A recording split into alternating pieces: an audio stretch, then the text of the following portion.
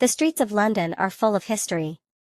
But not all the famous characters associated with this city were real. More than 100 years ago, when people traveled by horse and cart and the foggy streets were lit by gaslight, one famous detective was leading the fight against crime. It was Victorian London, the time of Sherlock Holmes. The fictional character of Sherlock Holmes has been popular ever since he was created by author Sir Arthur Conan Doyle in the late 1800s. Since then, Holmes has appeared in many films, from black and white classics to Hollywood blockbusters and TV dramas.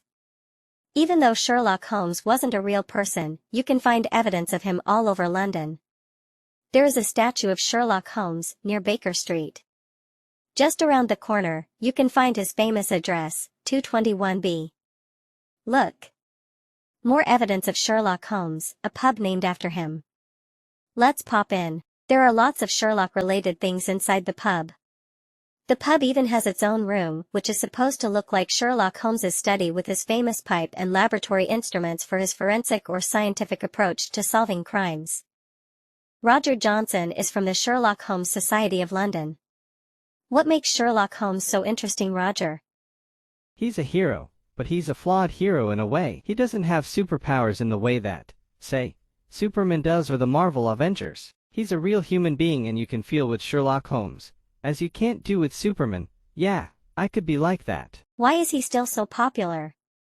The main reason is that the original stories are so good. They're very well written, and they're tremendous fun to read. The Metropolitan Police Heritage Museum shows the history of policing in London. Holmes was famous for his use of forensic or scientific techniques to solve crimes. His creator, Conan Doyle, visited police museums to gain inspiration for his stories. Alan Moss is a former policeman and historian. Do you think it was useful for Conan Doyle to visit places like this? He was really interested in real-life crimes, but actually making those crimes into a really good story. Police methods and crime-solving techniques have changed since the time of Sherlock Holmes. New technology means the scientific or forensic method is even more important. So there's evidence of Sherlock Holmes all across London. It looks like he's going to continue being a popular fictional character for many more years to come. I wonder what Sherlock would make of today's forensic work and policing techniques. I guess we'll never know. The streets of London are full of history. But not all the famous characters associated with this city were real. More than 100 years ago, when people traveled by horse and cart and the foggy streets were lit by gaslight, one famous detective was leading the fight against crime. It was Victorian London, the time of Sherlock Holmes. The fictional character of Sherlock Holmes has been popular ever since he was created by author Sir Arthur Conan Doyle in the late 1800s. Since then, Holmes has appeared in many films, from black and white classics to Hollywood blockbusters and TV dramas. Even though Sherlock Holmes wasn't a real person, you can find evidence of him all over London. There is a statue of Sherlock Holmes near Baker Street. Just around the corner, you can find his famous address, 221B. Look! More evidence of Sherlock Holmes, a pub named after him. Let's pop in. There are lots of Sherlock-related things inside the pub. The pub even has its own room, which is supposed to look like Sherlock Holmes's study with his famous pipe and laboratory instruments for his forensic or scientific approach to solving crimes. Roger Johnson is from the Sherlock Holmes Society of London. What makes Sherlock Holmes so interesting, Roger? He's a hero, but he's a flawed hero in a way. He doesn't have superpowers in the way that, say, Superman does or the Marvel Avengers. He's a real human being and you can feel with Sherlock Holmes, as you can't do with Superman. Yeah, I could be like that. Why is he still so popular? The main reason is that the original stories are so good. They're very well written, and they're tremendous fun to read. The Metropolitan Police Heritage Museum shows the history of policing in London. Holmes was famous for his use of forensic or scientific techniques to solve crimes. His creator, Conan Doyle, visited police museums to gain inspiration for his stories. Alan Moss is a former policeman and historian. Do you think it was useful for Conan Doyle to visit places like this? He was really interested in real-life crimes, but actually making those crimes into a really good story. Police methods and crime-solving techniques have changed since the time of Sherlock Holmes. New technology means the scientific or forensic method is even more important. So there's evidence of Sherlock Holmes all across London. It looks like he's going to continue being a popular fictional character for many more years to come. I wonder what Sherlock would make of today's forensic work and policing techniques. I guess we'll never know. ဒီနံပါတ် CV ကတော့ write the correct prepositions to fill the gaps ကိုပြောထားပါတယ်ဒါကလေးတို့ listening နဲ့မှာလည်း preposition တွေပြန်ပါပါတယ်ပေါ့နော် associated with travel by led by fight against times of evidence of near Baker Streets filled with Sherlock Holmes famous for make off ဆိုပြီးတော့အသုံးပြုရမှာဖြစ်ပါတယ်ကလေးတို့ listening နဲ့မှာလည်းဒီချာလေးပြန်နှားထားပြီးတော့ဒီဖြေလေးနဲ့ခန်းနေမယ်လို့ထင်ပါတယ်ပေါ့နော်